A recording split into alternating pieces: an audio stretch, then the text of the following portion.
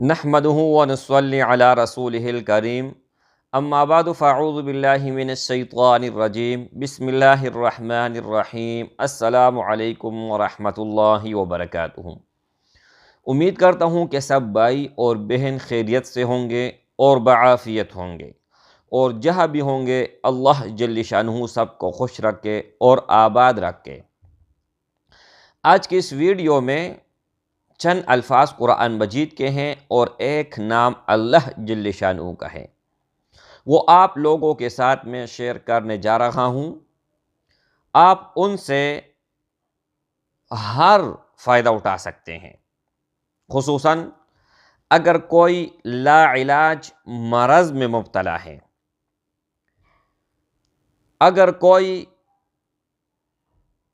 بھی ہو اور کسی بھی کام میں ان کو کامیابی نہیں ملتی، ترقی نہیں ملتی، آپ کے گھر میں اگر کسی قسم کا مسئلہ ہے، چاہے وہ لڑائی کی صورت میں ہے، چاہے وہ طلاق تک مسئلہ آپ پہنچا ہے، میاں بیوی کے درمیان کوئی مسئلہ ہے، میرے بھائی آپ کسی بھی پریشانی میں اگر مبتلا ہیں تو اس سے نکلنے کے لیے اور کوئی بھی دعا قبول کروانے کے لیے، کوئی بھی حاجت اللہ سے منوانے کے لیے یہ آپ استعمال کر سکتے ہیں۔ اسکرین کے اوپر بھی میں لگا دوں گا۔ اللہ جل شانہ کا نام 3 مرتبہ لکھا ہوا ہے، یا حفیظ، اوپر لکھا ہوا ہے وَإِذَا مَرِضْتُ فَهُوَ يَشْفِينِ، جب میں بیمار ہوتا ہوں تو اللہ ہی مجھے شفا دیتا ہے۔ بعض اوقات یا اکثر آپ لوگوں نے دیکھا ہوا ہوگا، کوئی بھی ڈاکٹر کے دکان ہو تو ان کے اوپر لکھا ہوا ہوتا ہے وَإِذَا مَرِضْتُ فَهُوَ يَشْفِينِ۔ خصوصاً ہر ہسپتال میں ہم نے دیکھا ہے یہ آیات کریمہ لکھا ہوا ہوتا ہے۔ تو یہ وَإِذَا مَرِضْتُ فَهُوَ يَشْفِينِ نبی کریم صلی اللہ علیہ وآلہ وسلم کی حدیث مبارکہ ہیں کہ اگر کوئی قرآن مجید میں 7 آیات کریمہ ہیں شفا کے نام سے، وہ میں علیحدہ ویڈیو بناؤں گا، اگر ایک ہی مرتبہ کوئی پڑھ کر لا علاج مرض پر دم کرے گا تو اللہ جل شانہ ان کو شفا دے دے گا، وہ علیحدہ موضوع ہیں۔ اور دوسرا یا حفیظ ہو، یہ اللہ کا نام ہے، حفاظت کرنے والا۔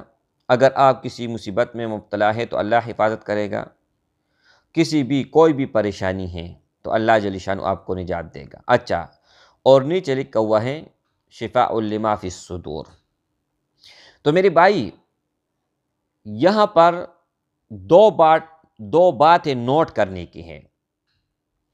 اجازت ان بھائیوں اور ان بہنوں کو ہوگا جو ویڈیو کو اول سے لے کر آخر تک دیکھے گا، ویڈیو کو لائک کرے گا اور کمنٹ میں اپنا نام اور اپنا شہر کا نام لکھے، ان کو خاص الخاص اجازت ہے۔ دوبارہ کمنٹ کر کے اجازت لینے کی ضرورت نہیں ہے، واٹس ایپ پر کانٹیکٹ کر کے اجازت لینے کی کوئی ضرورت نہیں ہے۔ اچھا، دوسرا یہ ہے میرے بھائی کہ آپ نے جائز مقصد کے لیے استعمال کرنا ہے، نہ کہ ناجائز۔ اب میں آپ لوگوں کو ایک مثال دیتا ہوں۔ قرآن مجید کی مثال ایسی ہے کہ اس کو ہر کوئی پڑھتا ہے، لیکن کسی کو سمجھ ہے، کسی کو نظر آتا ہے کہ اس کے اندر کیا کچھ ہے۔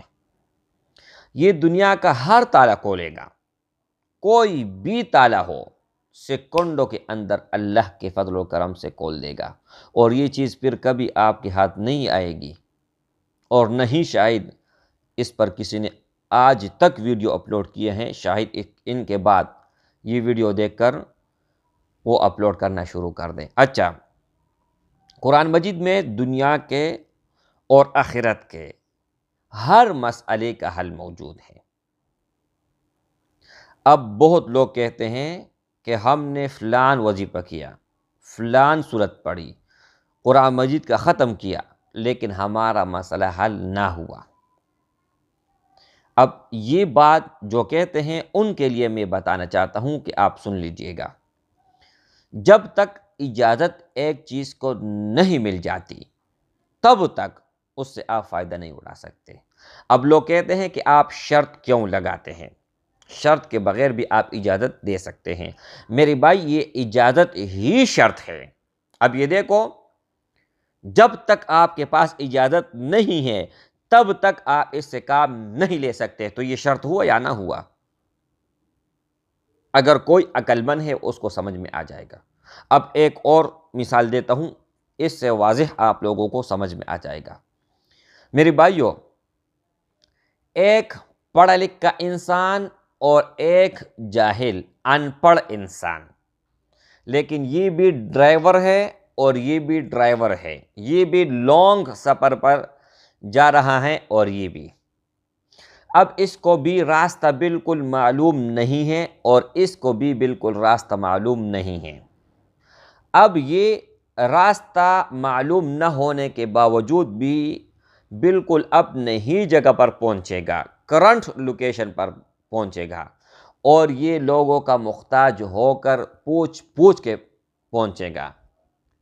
اب اگر یہ لوکیشن آن کرتا ہے تو وہاں پر لکھائی ہونا ضروری ہے۔ لکھائی اس کو بھی نظر آتا ہے، اس کو بھی نظر آتا ہے، لیکن لکھائی یہ پڑھ کر سمجھ جاتا ہے کہ یہ کیا لکھا ہوا ہے، اور یہ دیکھ کر نہیں سمجھ پاتا۔ اب راستہ میں یہ جا رہا ہے، بورڈ لکھا ہوا ہے، تو ان کو پتہ ہے کہ یہ اس طرف پہ میں جاؤں گا تو لاہور پہنچوں گا، اور اس طرف پر جاؤں گا تو لاہور پہنچوں گا، اور یہ تو کہہ رہے بس بورڈ پر اوپر کچھ لکھا ہے۔ اب وہاں پر کڑا ہوگا، دو راستے آئیں گے، کڑا ہوگا کہ یہاں جانا ہے یا نہ یہاں جانا ہے، یہ پوچھ کے جائے گا۔ قرآن مجید کی مثال اس ہی طرح ہے۔ اب جب ہم دیکھتے ہیں تو سمجھ آ جاتا ہے کہ یہ آیات کس لیے نازل ہوا ہے اور اس آیات سے کیا کام آپ لے سکتے ہیں۔ تو میرے بھائی، اب اس نے جو تعلیم حاصل کی ہے یہ ماں کے پیٹ سے نہیں، یہ دنیا میں آیا ہوا ہے، استاد سے سیکھ کے ان کو ہر چیز کا علم ہے، اور یہ کبھی اسکول نہیں گیا ہے نہ مدرسے گیا ہے، اس لیے اس کو کچھ بھی پتہ نہیں ہے۔ اب میرے بھائیوں، سمجھنے کی بات یہ ہے کہ یہ پہلے سے اجازت شدہ ہے، اس نے تعلیم حاصل کر کے اجازت اپنے استاد سے لی ہوئی ہے۔ اب یہ گیا نہیں ہے تو اجازت کہاں سے ملے گا؟ تو میرے بھائیوں، اسکرین کے اوپر جو میں لگانے جا رہا ہوں یہ آپ استعمال کر سکتے ہیں۔ اگر آپ مریض ہیں، لا علاج مرض میں مبتلا ہیں، تو 41 دن تک آپ اس کو لکھ کے پانی پر ڈبو کے وہی پانی آپ نے پینا ہے 24 گھنٹے، اس کے علاوہ کوئی اور پانی نہیں پینا ہے۔